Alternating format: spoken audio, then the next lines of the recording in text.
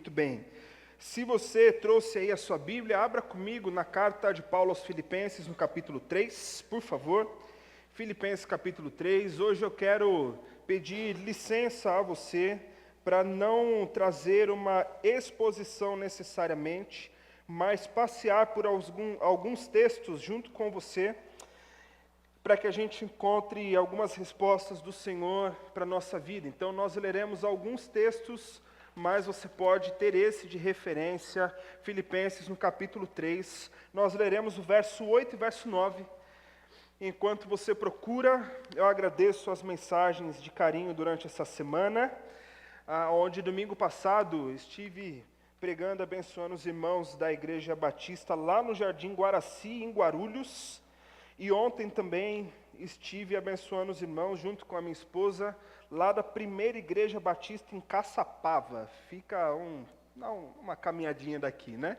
Fomos ontem, voltamos ontem mesmo, graças a Deus. Foi um momento muito bom. Filipenses capítulo 3, verso 8 e verso 9. Se você achou, diga aí pra gente, achei. Alguém procurando, fala, peraí. Não? Ok. Filipenses 3, versos 8 e 9 dizem pra gente: mais do que isso, considero tudo como perda comparado à suprema grandeza do conhecimento de Cristo Jesus, meu Senhor, por quem perdi todas as coisas. Eu as considero como esterco para ganhar Cristo e ser encontrado nele, e não tendo a minha própria justiça que procede da lei, mas a que vem mediante a fé em Cristo, a justiça que procede de Deus e se baseia na fé.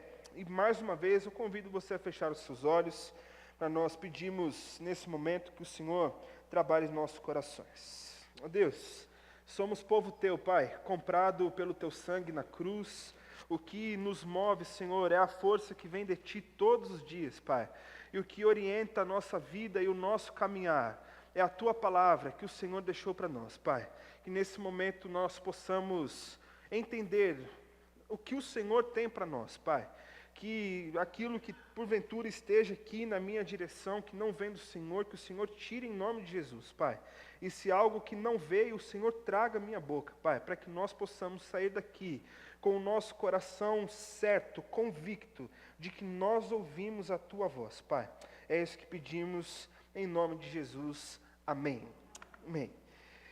Meus irmãos, durante essa semana eu me deparei com algumas questões que chegaram para mim, e outras questões minhas próprias também, que me fizeram refletir um pouco e considerar algumas questões da nossa vida e como a Bíblia responde a essas questões para nós.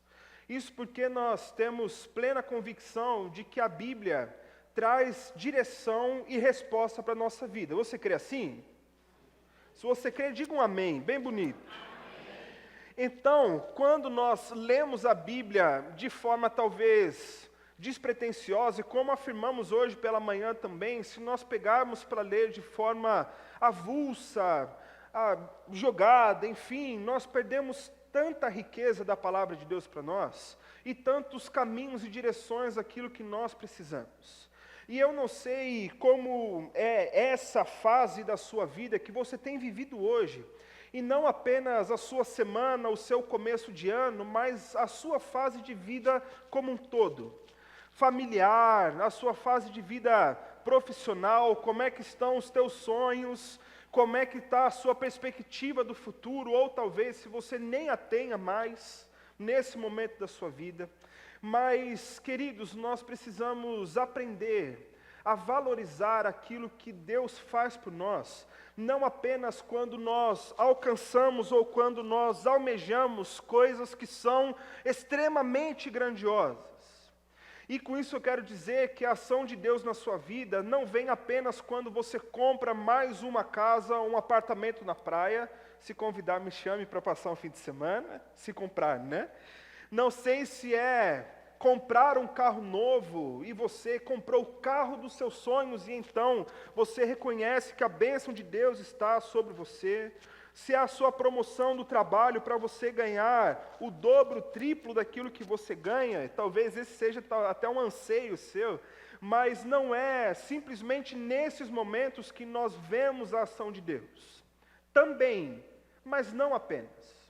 Nós corremos o risco, meus irmãos, de com o nosso coração mergulhado mesmo em um descontentamento, com o nosso coração mergulhado nas reclamações, na lamúria, ou olhando simplesmente o lado pelo copo meio vazio, e aí percebendo que tem coisas que nós ainda não conseguimos e não almejamos, por isso a nossa vida não é tão bem sucedida quanto nós queríamos.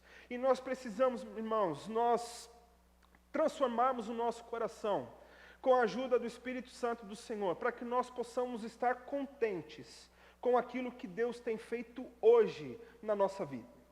Talvez você olhe a ideia de estar contente, imagine alguém sorrindo, né? Alguém feliz, alguém celebrando. Isso é também alguém contente. Mas existe o ser contente e o estar contente. Estar é simplesmente você estar no momento de alegria, de felicidade. E entenda, irmãos, que quando eu uso esse tipo de exemplo, eu não estou dizendo que isso é ruim. Pelo contrário, como é bom os momentos em que nós estamos contentes, felizes e alegres. Isso é muito bom, isso dá um gás para a gente, dá um ânimo para a nossa vida. Mas quando nós somos contentes, nós nos entendemos contentes no Senhor, nós não só nos alegramos em alguns momentos de felicidade, mas nós vivemos a nossa vida e direcionamos a nossa vida de uma forma que nós estamos completamente satisfeitos com o que Deus tem feito na nossa vida. Contentamento tem a ver com satisfação. Estar contente tem a ver com você poder deitar a sua cabeça no travesseiro à noite e você perceber que talvez a sua vida não é ainda a vida dos sonhos, talvez dos seus próprios sonhos, das suas próprias vontades, mas a vida que você tem é muito boa, porque Deus tem abençoado você. E isso faz toda a diferença para nós caminharmos. Talvez venha na sua mente, mas o pastor de repente decidiu virar um negócio meio autoajuda, meio coach, um negócio estranho. Mas não. Quando nós olhamos e aprendemos os caminhos para o contentamento, para a satisfação, nós avançamos e muito no nosso relacionamento com Deus. Nós abrimos o nosso olhar para um enfoque maior do que aquilo que simplesmente nos desagrada. E nós aprendemos muitas coisas. Então, se nós olhamos para um grupo como esse, tão bonito como é a nossa igreja, e nós formos elencar preferências, gosto, talvez o que eu gosto mais, o que eu gosto menos, nós vamos achar um monte de diferenças. Porque aqui na nossa igreja tem gosto para tudo. E naturalmente é assim.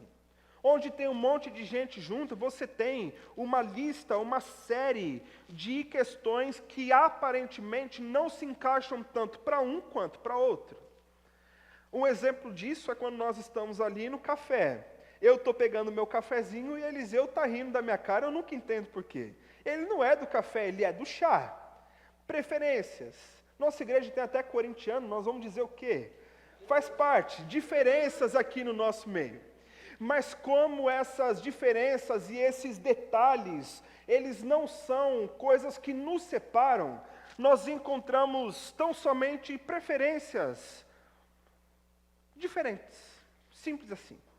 Mas se nós procurarmos coisas que existem em comum em cada um de nós vamos achar algumas listas e algumas vontades e anseios do nosso coração. Primeiro, talvez algo que nos enquadre todos em um mesmo lugar de unidade, é saber que nós somos todos crentes. Amém? Por isso estamos juntos, servimos juntos, celebramos juntos. Se por acaso você não é crente, que hoje você saia daqui sendo, em nome de Jesus. E aí vai ser bom demais. Mas, além disso, existem anseios do nosso coração, que todos nós, em maior ou menor medida, nos encontramos e nos unimos neles. O primeiro, talvez, anseio que nós temos seja por amor. Todos nós ansiamos por amor. Não existe nenhuma pessoa que esteja mentalmente equilibrada, que esteja vivendo numa sobriedade mental, que não queira viver a experiência do amor. Seja a experiência do amor romântico, de encontrar o amor da sua vida, de desenvolver uma história, de poder dar e receber afeto de outra pessoa. Não existe ninguém que não queira chegar na casa dos seus pais, por exemplo, de avós, enfim, e nós recebemos amor dessas pessoas. Meninos, eu vou trocar aqui porque alguma coisa soltou aqui, o treco está esquisito.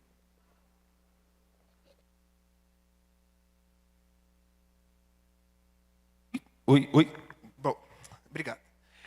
Então nós queremos passar por essa experiência de poder amar outras pessoas, seja da forma que for, e receber amor de outras pessoas. Então geralmente nós nos desequilibramos quando nós não estamos vivendo em um ambiente de receber e de dar amor. Nós queremos, nós precisamos disso. Então, de forma mais ou menos declarada, nós ansiamos por amor e procuramos respostas através do amor às nossas vidas. Nós também ansiamos por felicidade. Felicidade é aquela ideia de você estar em muitos momentos sorridente, não apenas por ser simpático, mas porque parece que tudo está dando certo na sua vida. E aí nós ficamos felizes, nesses momentos que esporadicamente vêm sobre nós, e nós nos alegramos, nós celebramos, nós vibramos com felicidade. E mais uma vez, não há nenhuma pessoa no mundo que esteja equilibrado, que não busque felicidade, que não queira viver e dividir momentos de felicidade. É algo natural. É algo que vem de nós, é algo que Deus nos deu a viver. A felicidade é um presente de Deus para nós, irmãos. Assim como o amor é um presente de Deus para nós. Atributo de Deus que Ele decidiu compartilhar comigo e com você, para que um Deus que é completamente amor, olhe para nós vivendo a experiência do amor. E assim vamos nos sentindo completos. E o último anseio que talvez seja comum a todos nós, é o anseio por significado. E quando nós falamos sobre significado, nós estamos querendo dizer sobre a ideia de nossa vida, a nossa existência, representar alguma coisa. Todos nós queremos poder ser vistos e que o olhar para nós represente alguma coisa específica. Seja no ambiente de casa, da igreja, da família, do trabalho, nós queremos ter representação. Então, talvez você tenha crescido, escutado aquela famosa frase de que você precisa ser alguém na vida. Ouviram isso já? Vai estudar porque você tem que ser alguém na vida. Vai trabalhar porque você tem que ser alguém na vida. E nós vamos começando os nossos primeiros passos com essa ideia na nossa cabeça de que precisamos ser alguém, mas ser alguém e buscar o significado é muito amplo. Então, ser alguém pode ser eu ter uma família, uma pessoa que eu amo muito, uma história de filme de amor acompanhado de filhos lindos, maravilhosos que estejam ao meu lado. E quando eu tiver uma família e liderar uma família assim, aí sim eu vou ser alguém na minha vida. Talvez para você seja no seu âmbito de trabalho, de você entender que quando você for formado e tiver lá o seu diploma, tiver a pós-graduação, o mestrado, o doutorado, o pós-doc, um PhD, e quando a sua parede do escritório for cheia de quadros emoldurados de certificados de formação, aí você vai poder dizer que você é alguém na vida. Ou então os nossos bens vão dizer aquilo que nós somos. E é engraçado que as pessoas mais abastadas, elas vivem muito bem, graças a Deus por essas pessoas. Mas eles geralmente não querem esbanjar tudo aquilo que eles têm. Eu me lembro de em uma igreja com algumas pessoas daquela liderança lá na Vila Olímpia que eram de fato milionários. E como eu sabia que eles estariam na reunião que eu ia trazer uma palestra, eu já imaginei que veria ali pessoas de terno de grife, né? Aquele sapato de couro não sei do que, a correntinha de não sei aonde, o relógio que vale... Eu ia dizer um relógio que vale tudo que eu tenho, mas tudo que eu tenho acho que não é muita coisa, né? Um relógio que vale muita coisa, um carro, um apartamento, sei lá.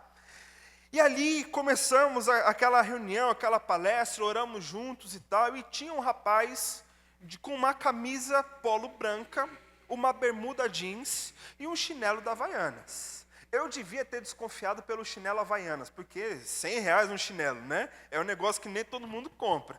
Mas aquele rapaz que estava lá era milionário. Dono de 3 empresas, CEO de não sei o quê, numa área de tecnologia, não sei das quantas, vivendo a sua vida abastado de fato, mas uma vida simples. E nós achamos que ser alguém é nós termos o carro do ano, é nós termos uma cobertura lá na praia de não sei aonde, em que os churrascos da família são feitos com vista ao mar e tudo mais. E aí sim, quando nós tivermos mais de um endereço, quando nós chegarmos com o nosso carro que é tão diferente que quando a gente chegar, não tem como não saber que é a gente chegando, aí sim, eu vou ser alguém na vida, porque eu alcancei bens materiais, que antes de eu chegar, os meus bens falam por mim mesmo, logo agora eu sou alguém. E meus irmãos, nós vamos vivendo a nossa vida, caminhando os nossos dias, e dentro da realidade que cada um tem, nós sabemos que nem sempre nós vamos alcançar o ápice daquilo que a gente quer, dentro desses anseios do nosso coração. E talvez você me pergunte, mas pastor, dentro dessas questões todas, alguma delas pode me levar a uma vida de pecado por querer alcançar alguma coisa? E a resposta que eu diria para você é que não. Não é pecado ansiar por amor. Não é pecado ansiar por felicidade. Também não é pecado ansiar por significado.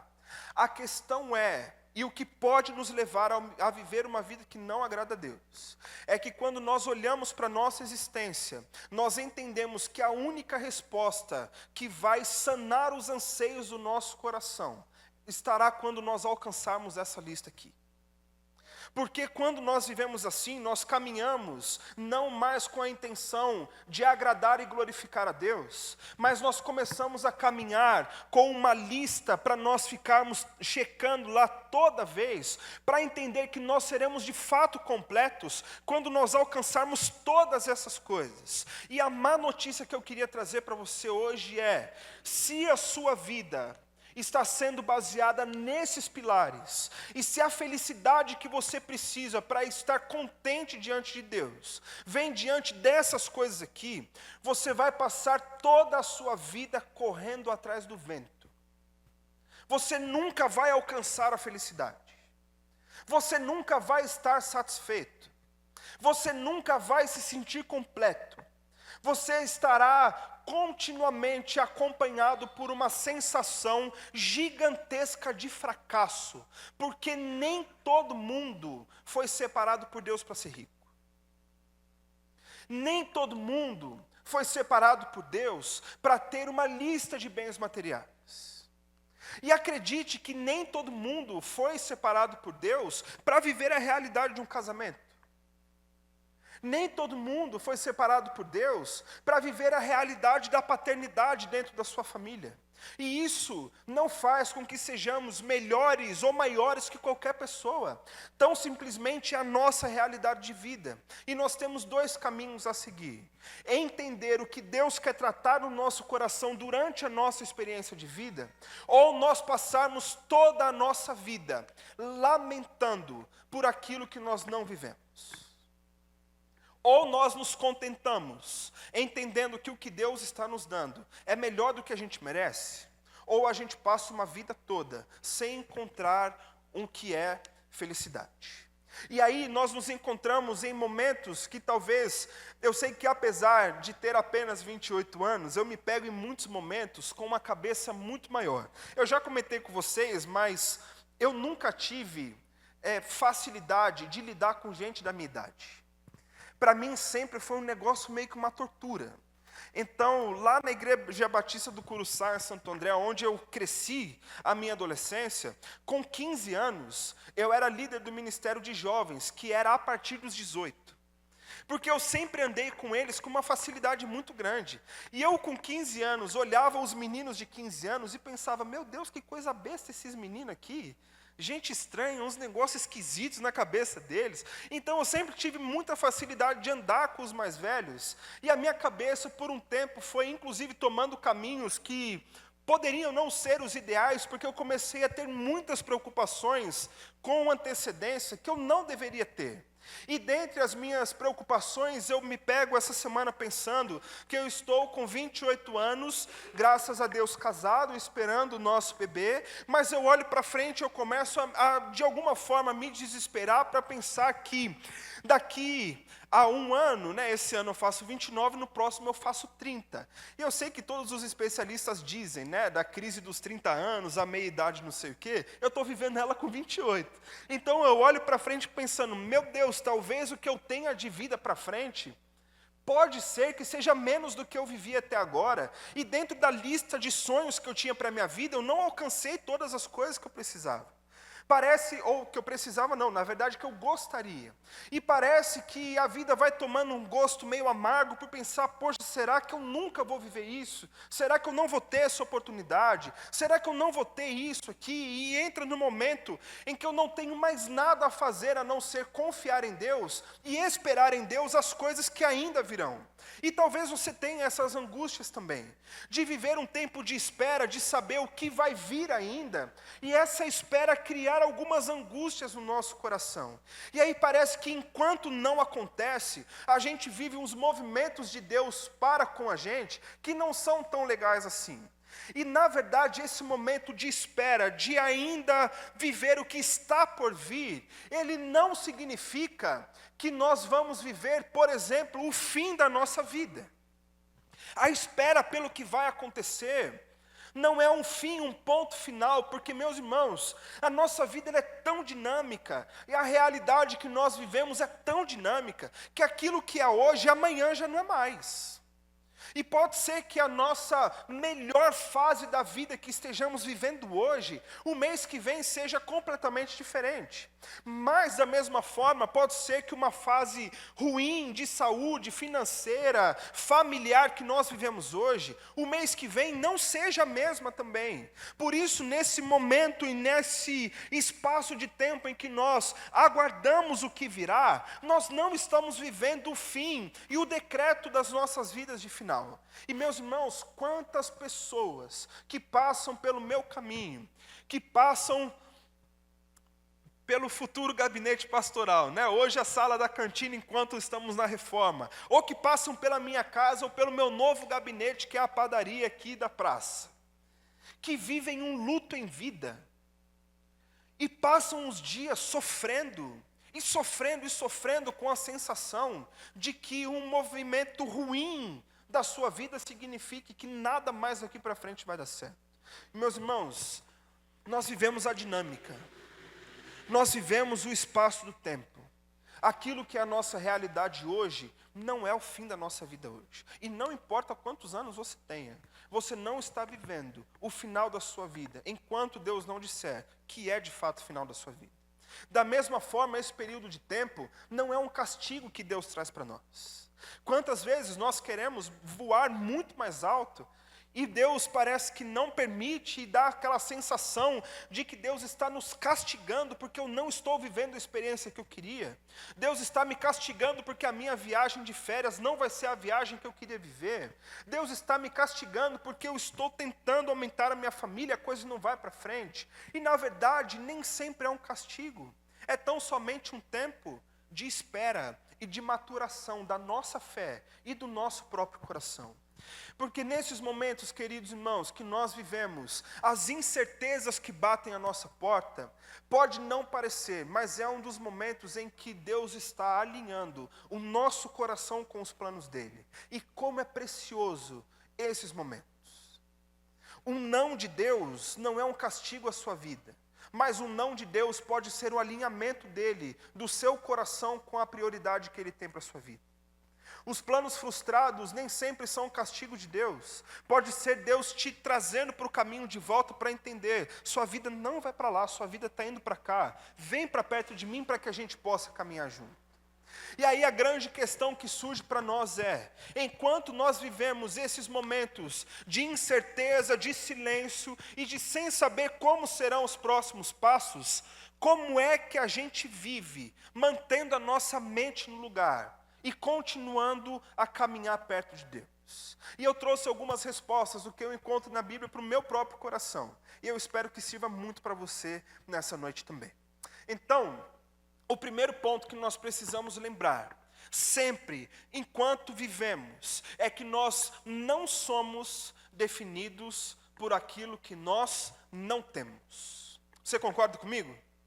Nós não somos definidos pelo que nós não temos. E aí vem o texto que nós lemos, e se você quiser ler aqui comigo, mas eu sugiro que você vá folheando comigo aí de novo, e eu quero ler mais uma vez. O texto em que Paulo está trazendo uma lição extremamente importante para nós, dizendo, a partir do verso 8, mais do que isso, considero tudo como perda comparado à suprema grandeza do conhecimento de Cristo Jesus, meu Senhor, por quem perdi todas as coisas. Eu as considero como esterco para ganhar Cristo e ser encontrado nele, e não tendo a minha própria justiça que procede da lei, mas a que vem mediante a fé em Cristo, e a justiça que procede de Deus, baseada na fé. Queridos, o que Paulo está trazendo como um contexto todo da carta aos Filipenses, e a partir de um momento em que nós olhamos para a carta como sendo a carta da alegria, talvez você já tenha escutado isso, que Filipenses é a carta da alegria, porque Paulo várias vezes está dizendo, alegrem-se, alegrem-se, novamente lhes digo, alegrem-se no Senhor, mas entenda que o contexto geral da carta e toda a sua escrita não tem nada a ver com alegria. O que Paulo está fazendo em Filipenses é sim, convidá-los a se alegrar, e nós precisamos, mas se nós estamos sendo sempre chamados para vir nos alegrar, é porque alguma coisa está entristecendo a gente. E no capítulo 4 nós achamos o cerne maior da carta, quando Paulo vai tratar a vida de duas mulheres, Sintique e Evódia, que estavam trazendo divisão e brigas para dentro da igreja dos Filipenses. O motivo da alegria e da escrita é entender, não entrem por essas divisões, mas se alegrem em Cristo, sejam todos humildes como Cristo foi, vivam essa vida juntos em alegria, logo não estejam divididos. Mas o que Paulo vem trazendo no capítulo 3, trazendo e declarando a sua confiança no sacrifício de Cristo Jesus, ele começa trazendo um pouco da sua história, e ele vai depois dizer que ele era o judeu dos judeus, o professor da sinagoga, o mestre da teologia do seu tempo, dentre algumas discussões teológicas em que Paulo poderia ou não ter sido casado, e é bem verdade que Paulo diz, se você conseguir, mantenha-se solteiro em prol da causa de Deus, mas se você não conseguir, também não inventa moda, casa logo com uma mulher e tenha ela para você. Alguns dizem, e isso é da tradição judaica, de que para chegar no nível que Paulo chegou, dentro da religião, obrigatoriamente ele precisaria ser casado. Existiam requisitos familiares que ele cumprisse para chegar lá. Outros dizem que não, ele não viveu casado e ele dedicou toda a sua vida à religião. Fato é que, sendo sim ou não, Paulo foi um mestre maior e fez uma coleção de títulos religiosos, de momentos religiosos, chegando a tirar a vida de pessoas por causa da sua religião, mas tudo isso que ele teve, tudo isso que ele conquistou, e todo esse currículo dele, não serviu para absolutamente nada. Aliás, era como esterco diante daquilo que ele conquistou, que foi conhecer a Cristo Jesus. Você olha para essa palavra esterco, e talvez você se lembre da questão do animal. Mas a origem dessa palavra significa dejetos que correm por tubulação de esgoto. Aí você tira suas conclusões do que é que pode ser. Mas para chegar a comparar toda uma grandeza e uma experiência de vida a simples dejetos, não é porque Paulo não via mais valor, mas é porque ele encontrou algo muito maior. do que aquilo que ele estava vivendo. Tudo que ele passou não era absolutamente nada se comparado a encontrar Cristo Jesus. A identidade do apóstolo Paulo passa a ser, a partir do momento da sua conversão e do desenvolvimento do seu ministério, não como o Paulo, ex-perseguidor da igreja. Ele não era o Paulo, ex-mestre da sinagoga. Ele não era mais o Paulo, talvez, ex-marido da fulana. Mas a partir daquele momento, o que define Paulo não é o que ele não tem mais, mas é o que ele acabou de receber, que é a pessoa de Cristo Jesus. Nós nunca encontraremos contentamento no Senhor, enquanto a nossa vida for definida por áreas que são circunstanciais e que envolvem a nossa vida.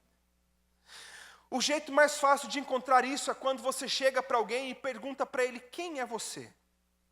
Ou quando nós somos perguntados: quem é você? E eu já fiz, e vez por outra eu faço esse exercício com algumas pessoas, porque se eu perguntar quem é você, você pode muito bem dizer: eu sou o Alexandre, professor de escola. Mas eu não estou perguntando o que ele faz da vida dele. Eu estou perguntando quem ele é. E talvez, tentando afunilar a resposta, ele diga: eu sou o Alexandre, professor de escola, marido da Sandra. Buscando aprovação naquele que está vindo junto comigo, dividindo a vida. Mas eu não estou perguntando quem é a esposa dele. Talvez afunilando, ele vai dizer: eu sou o Alexandre, professor, marido da Sandra, filho da dona Alice, palmeirense, graças a Deus. Tudo bem, eu não estou perguntando os pontos mais altos da vida dele. Eu estou querendo saber quem é que ele é. E meus irmãos, como é fácil nós passarmos toda a nossa vida procurando a nossa identidade naquilo que a gente faz, ou naquilo que a gente se formou, ou naquilo que a gente tem, e a gente perde o simples do Evangelho de Cristo para nós. Porque um dia você se converteu, e quando você se converteu, você entendeu que não vive mais você, mas Cristo vive em você agora. O que define quem nós somos não é aquilo que nós não alcançamos, é aquilo que hoje nós temos: servos salvos pela graça de Cristo Jesus. Quem é você? Um discípulo de Jesus, um filho amado de Deus, um miserável resgatado da lama do pecado e do inferno. E isso é o que nos move, meus irmãos. Nós precisamos ter essa consciência latente no nosso coração, porque é isso que nos torna quem nós somos. Esqueça que você é o fulano que não se casou. Você não é o fulano que não teve filhos. Você não é o fulano que não teve condições de se formar numa faculdade. Você não é o fulano que ainda não se tornou um chefe ou está trabalhando na área que você tem. Quem é você? Um servo de Deus, um discípulo de Jesus, um filho amado do Pai.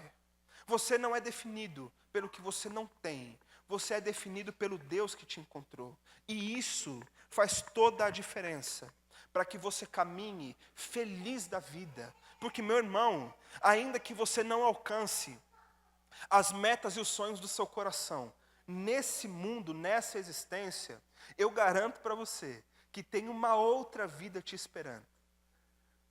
E nos céus não tem salário, não tem formação. Tem um grupo de gente imperfeita que foi salva pela graça. E que passou toda a realidade da existência sabendo: eu sou parte do povo de Deus. Eu fui comprado pelo sangue de Cristo. Você não é definido pelo que você não tem. O que te define é aquele que te encontrou. Por sequência, nós olhamos também uma realidade que é difícil de nós aceitarmos, mas que não é impossível. Você pode amar a vida que você nunca desejou ter tido na vida. Eu não sei se você teve essa experiência, mas na escola que eu estudei, tinha uma listinha que a professora fazia de vez em quando, que era para a gente escrever o que a gente sonhava em ser quando fosse grande, né? Quando você crescer, você quer ser o quê? E aí a escola fez uma feira de profissões num dia específico, foi num sábado. E lá no interior você tem muita questão de que toda festa é uma festa caipira, né? Não é só no movimento, num lugar, num mês específico. Pelo contrário, na minha escola tinha touro mecânico em todo intervalo. A nossa festa era ir no touro mecânico. E aí a escola fez e trouxe lá o Zé da cidade que tocava viola, e o Zé ficou tocando lá o Chitãozinho e Chororó, né? E os tiozinhos chorando, ouvindo evidências ao vivo, todo mundo junto lá. E aí começou a feira de profissões, e tinha várias mesas em que as crianças iam passando e vendo e aprendendo com o que as pessoas trabalhavam. Na época, meu pai ainda trabalhava com qualidade, e ele tinha uma mesinha dele lá para falar, e ninguém deu a mínima para a qualidade lá do meu pai, para ISO, não sei o quê, ninguém se importou com aquilo lá. Mas eu lembro que eu fiquei completamente encantado quando eu encontrei o pai de um coleguinha que parou o caminhão dele, uma carreta gigantesca, do outro lado da rua. Quando eu vi aquele caminhão, eu falei, é isso que eu quero. Eu quero ser caminhoneiro. E eu acordava no domingo de manhã, cedinho, para assistir Siga Bem Caminhoneiro, na tela da Globo. Eu ia e eu ficava, eu era doido, eu queria muito ser caminhoneiro. Inclusive, esses sábados atrás, eu tentei convencer o Celso a deixar eu dirigir a carreta dele, mas não deu. É um sonho de criança, ainda vou chegar lá. Eu queria muito ser caminhoneiro. E apesar de ser uma coisa pequena, talvez existam detalhes que você foi acumulando ao longo da sua vida, que te dariam um senso de significado, de propósito, que você não conseguiu alcançar. E o resultado disso é que a vida que você vive hoje, você vive numa manutenção, mas nunca foi o sonho da sua vida. Porque, mais uma vez, talvez o sonho da sua vida sempre foi se casar. E você vive uma vida solteiro. Talvez o sonho da sua vida for ter filhos e você não teve filhos.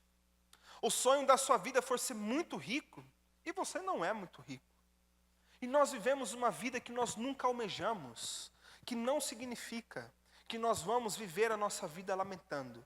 É perfeitamente possível nós escolhermos sermos felizes com aquilo que Deus tem nos dado.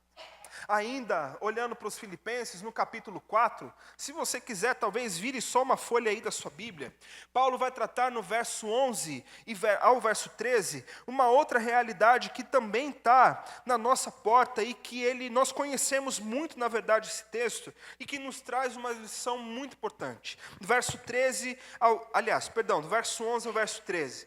Não estou dizendo isso porque ainda esteja necessitado, pois aprendi a adaptar-me a toda e qualquer circunstância. Sei o que é passar necessidade, e sei o que é ter fartura. Aprendi o segredo de viver contente em toda e qualquer situação. Seja muito bem alimentado, seja com fome, tendo muito ou passando necessidade. E eu queria que você dissesse o verso 13 comigo, podemos? Tudo posso naquele que me fortalece. Esse trecho nós lembramos muito bem, mas o que vem antes nos traz uma lição ainda maior. Quando Paulo está trazendo esse texto, ele está no movimento de agradecer e pedir contribuições para que ele pudesse continuar a obra e o ministério que ele estava vivendo. Por muito tempo, é verdade, Paulo trabalhou construindo tendas, não foi pesado a sua comunidade. Mas em outros momentos, ele não tinha tempo ou condição desse trabalho paralelo e ele dizia às igrejas para que ofertassem no trabalho missionário. Por vezes ele era o interlocutor entre uma comunidade e outra, pedindo que as ofertas fossem direcionadas. E fato é que Paulo, nesse movimento todo de vida dele, ele passou necessidade, não nega isso. Ele teve uma parte de uma boa vida, ele não nega isso. Mas uma coisa que ele nos ensina é o que está destacado ali e que me chama muito a atenção nesse texto, porque é muito intrigante. Paulo simplesmente diz: eu preciso, não nego, mas eu aprendi o segredo de viver contente em toda e qualquer situação. Na minha impressão mais profunda desse texto, o que Paulo está nos ensinando é: eu escolhi viver satisfeito com o que eu tenho no momento que eu tenho. Logo, tudo posso naquele que me fortalece. Eu posso viver muito bem, eu posso viver mal, mas a minha predisposição em viver feliz com aquilo que eu tenho de Deus hoje, é o segredo do contentamento que eu aprendi. A vida que nós sonhamos pode passar longe daquilo que nós estamos vivendo. Mas certamente a vida que Deus tem te dado hoje, com as bênçãos que Ele tem te dado hoje, valem muito a pena. E há a possibilidade de você virar a chave da ingratidão para o contentamento. E pedir, Senhor, me ajuda, abre os meus olhos, para que eu consiga encontrar naquilo que o Senhor tem me dado hoje, as bênçãos que estão recaindo sobre mim. E nós podemos, meus irmãos, viver muito felizes. Só vive com a cara fechada, carrancuda, cara de poucos amigos, cara de leite azedo. Sabe a cara do leite azedo? Sentiu o cheiro, você faz aquele negócio assim, né? Só vive com cara de leite azedo quem escolhe viver desse jeito. Quantas pessoas talvez estejam perto de você, que viveram na sua vida uma desgraça atrás da outra, mas continuam com um sorriso estampado no rosto. Uma certa vez eu fui fazer uma visita com meu pai lá na região do Jabaquara, enquanto ele era pastor lá, e nós fomos visitar a casa de uma senhora, que era irmã de uma outra senhora da igreja. Ela, há uma semana atrás, tinha enterrado os seus 2 filhos e um dos seus 2 netos, que faleceram em um acidente de carro. E aí, quando nós fomos visitá-la, nós já estávamos preparados para aquele clima péssimo, que seria absolutamente natural, e que na verdade é absolutamente natural que se tem. Mas quando nós chegamos na casa daquela senhora, e aí a gente tocou a campainha, ela abriu a porta e falou, é o pastor, e deu um sorriso, e veio e abraçou a gente, e falou, entra, que eu já passei um café. Aí eu que abri o sorriso, né? E fui, sentei na mesa e conversando, e eu lembro de uma forma quase que nítida, do meu pai perguntando, como é que está o seu coração?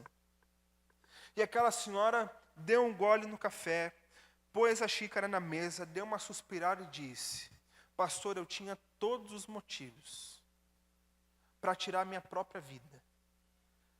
Porque tudo que eu tinha de mais precioso eram os meus 2 filhos. Depois que o meu marido morreu, eu dediquei toda a minha vida a eles.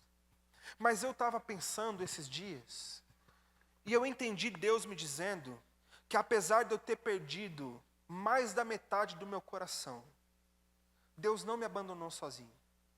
E eu tenho um neto que está dividindo a casa comigo. E como é bom eu acordar todo dia de manhã, fazer um café da manhã simples, mas sabendo que eu não vou tomar sozinha, porque o meu neto é um presente de Deus na minha casa. E ele senta comigo na mesa, e a gente começa a lembrar das histórias que a gente viveu, e a gente começa a sorrir um com o outro, porque Deus fez tanta coisa na minha vida, que não vale a pena eu passar o resto da minha vida só chorando a desgraça que veio sobre mim. Mas eu sei que daqui a pouquinho eu estou no céu encontrando com toda a minha família. Eu vou viver feliz, porque eu vou ver o meu neto crescer. E eu faço janta todos os dias, porque eu sei que o meu neto vai chegar da faculdade e ele vai comer junto comigo nessa mesa aqui. E eu me alegro, porque Deus não me deixou sozinha. Como é que eu vou ficar triste com um menino lindo desse do meu lado? Deus é muito bom. Eu achava que tinha algumas situações que poderiam legitimar uma vida completamente deprimida e mergulhada no lamento da desgraça. Mas o dia daquela senhora, eu me sinto extremamente culpado, até hoje, quando eu começo a reclamar de coisas pequenas do meu dia a dia. E lembrando de uma senhora que perdeu seus 2 filhos e um neto, feliz da vida, porque no básico do que ela tinha, ela via a bênção de Deus na vida daquele menino. Com isso, eu não quero incentivar você a entender que você não pode sofrer o processo do luto, porque sabendo ou não, você precisa viver esse luto. Chorar a dor é perfeitamente compreensível, e você precisa chorar as suas dores, mas as suas dores não decretam que toda a sua vida será mergulhada em dores. Não querendo, você tem plenas condições de amar a vida que você tem hoje. Porque, querido irmão, você feliz ou não feliz, é o que Deus está te dando hoje. E quando nós buscamos viver uma vida que não é a vida que Deus nos deu, nós estamos caminhando para uma vida de incredulidade. A incredulidade não é só o movimento de alguém dizer que não acredita que Jesus morreu e ressuscitou. Incredulidade não é somente alguém dizer que Deus não existe, tudo que a gente vive foi um grande acidente do universo que sem querer criou todas as coisas. Incredulidade é quando nós olhamos para o que Deus tem nos dado hoje e nós queremos rejeitar e reclamar com Deus o que Ele tem nos dado. Porque nós não queremos aceitar que a bondade de Deus, que o amor ousado de Deus, como nós cantamos, sobre a nossa vida, nos deu a realidade que nós estamos vivendo hoje. E isso é incredulidade. Porque nós não cremos que Deus nos ama se os meus sonhos não estão completos. Nós não cremos que Deus realmente é bom, sendo que eu não almejei tudo aquilo que eu queria. Enquanto, meus irmãos, se formos comparar ao que nós merecíamos e ao que nós temos hoje, nós estamos num lucro gigantesco. Deus está te presenteando com tantas bênçãos que você pode decidir ser feliz, alegre e grato a Deus e viver tudo que você tem para desfrutar com tanta alegria, porque Deus está te dando hoje. A sua condição pode não ser a perfeita, mas o estado de saúde que você está conservado, ainda hoje, foi Deus que te deu. Viva com alegria. Não viva olhando o seu passado como algo que atesta a sua incapacidade de ter vivido grandes coisas, mas olhe para o seu passado como aquilo que formou quem você é hoje, e olhando para tantos desafios, sabendo que Deus te sustentou em todos esses desafios, você tem muitos motivos para aprender e se adaptar para viver plenamente satisfeito em Deus, dizendo: Senhor, obrigado. Não é o que eu queria, mas é o que eu tenho hoje.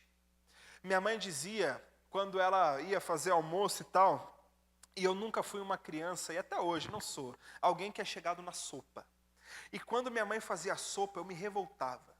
Até o dia que meu pai olhou para mim e disse assim: filho, você não vai comer a sopa? E eu falei: não vou porque eu não gosto, eu não quero, não sei o que e tal, não vou. E aí ele disse: você tem duas opções. Você pode comer a sopa ou você pode engolir a sopa. E aí o tamanho do meu pai, você pensa o medo que eu tinha nessas situações, né? E eu falei: pai, eu não vou comer porque eu não quero comer essa sopa. E aí ele pôs num pratinho, sentou comigo na mesa e falou: você só sai da mesa depois que você comer. Ele comeu, minha mãe comeu, meu irmão bebezinho fez a papinha dele lá, e eu fiquei de braço cruzado chorando diante do prato de sopa. E a gente devia ter sentado na mesa umas 7 e pouquinho da noite, e eu me lembro do meu pai dizendo: já virou o dia, e hoje já é amanhã, já passou da meia-noite, você vai comer essa sopa. E aí fiquei mais um tempo, e eu lembro dele pegando o computador, e notebook era um negócio assim que ninguém, né, tinha contato com o notebook da empresa e tal, e eu querendo ver ele: não, senta, você vai comer a sopa. E eu cochilei com a minha cabeça na mesa, e ele mexia a mesa assim, eu acordava, e ele dizendo: você vai comer a sopa. Aí, depois de muita teimosia, comecei a comer a sopa. Falei: pai, está gelado, esquenta. Ele falou: não, você vai comer a sopa. E eu comecei a comer aquela sopa abençoada. E chegou no fim do prato da sopa, eu falei para ele: pai, eu quero mais. E ele falou: não, você já comeu a sua sopa, agora você vai dormir. E eu fui dormir chorando, querendo a bênção da sopa. E essa infantilidade da minha parte, da minha experiência, meus irmãos, revela a infantilidade espiritual que tem no nosso coração. Deus dizendo: viva contente, com disposição o que eu estou dando para você. E nós estamos dizendo, não, Deus, eu não quero isso, eu não quero. E Deus mostrando, sou eu que estou te dando, viva feliz, desfrute do que eu estou te dando. E a gente dizendo, não, eu não quero. Mas no primeiro momento em que nós perdemos algo que nós não achávamos tão importante assim, mas quando a gente perde, a gente entra num lamento desgraçado, sem fim. Como quem está dizendo, Deus, eu não queria aquilo lá, mas agora eu quero muito. Por que o Senhor tirou de mim? E isso é infantilidade espiritual. Decida viver, e a minha oração é que você saia daqui decidindo viver uma vida contente, alegre, feliz em Cristo, com o que Deus tem te dado hoje. E nós seguimos para entender que nessa ânsia por amor, felicidade, significado e tudo mais, nós ainda na nossa infantilidade tentamos definir quais são os propósitos da nossa própria vida e do nosso próprio coração. Enquanto nós precisamos concordar que os nossos próprios sonhos e projetos, eles podem ser muito bons e podem ser legítimos no seu coração.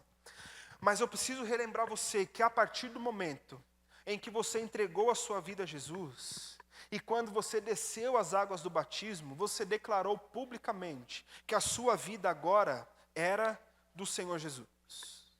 Que as suas preferências agora são as do Senhor Jesus para você. Você não entregou a sua vida a um Deus que vai ficar esperando os próximos passos da sua vida, mas nós nos entregamos a um Deus que é vivo, que é ativo, que está entre nós e que se move através de nós em direção ao outro. Então, meu irmão, nós precisamos virar a chave na nossa mente para entender que o propósito maior da nossa vida não é buscar o nosso significado.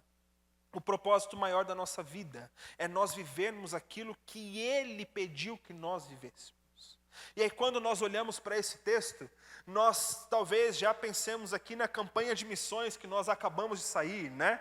Esse texto que todo mundo conhece, é tão óbvio, mas uma vez que nós somos reconhecidos e caracterizados por sermos discípulos de Jesus, nós estamos declarando que a nossa vida é seguir os passos do Mestre. E quando o Mestre foi aos céus, Ele disse para nós, vão e façam discípulos de todas as nações, batizando-os em nome do Pai, do Filho e do Espírito Santo, ensinando-lhes tudo aquilo que eu lhes ordenei, e eu estarei com vocês até o fim dos tempos. Então vão e façam discípulos.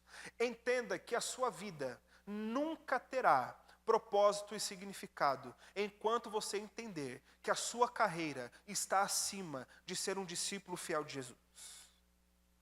A sua vida nunca terá propósito enquanto você continuar achando que a não formação de uma grande família acabou com você e o seu propósito foi destruído. Você vai continuar completamente sem propósito, porque você vai dar um passo atrás de outro e com a sensação de ter chegado a lugar nenhum, porque se você de fato foi transformado pelo Espírito Santo de Deus, lavado pelo sangue de Cristo na cruz, o seu propósito de vida não é mais seu, é o propósito dele vivendo em você. Então, pastor, eu não devo estudar para conseguir uma alta posição? Você deve, faça isso com alegria. Eu não devo procurar um emprego melhor? Você deve. Eu não posso procurar, como é, André, uma renda extra familiar para o meu orçamento? Pode, você deve fazer tudo isso, desde que isso não tome um lugar no seu coração, que não é seu, mas é de Jesus Cristo em você.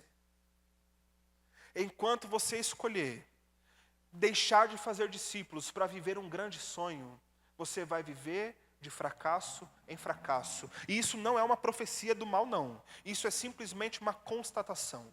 O nosso propósito de vida é fazer discípulos de Jesus. O próprio Jesus disse, busque em primeiro lugar o reino de Deus e as demais coisas lhe serão acrescentadas. Quais são as demais coisas? Tudo aquilo que eu anseio? Não.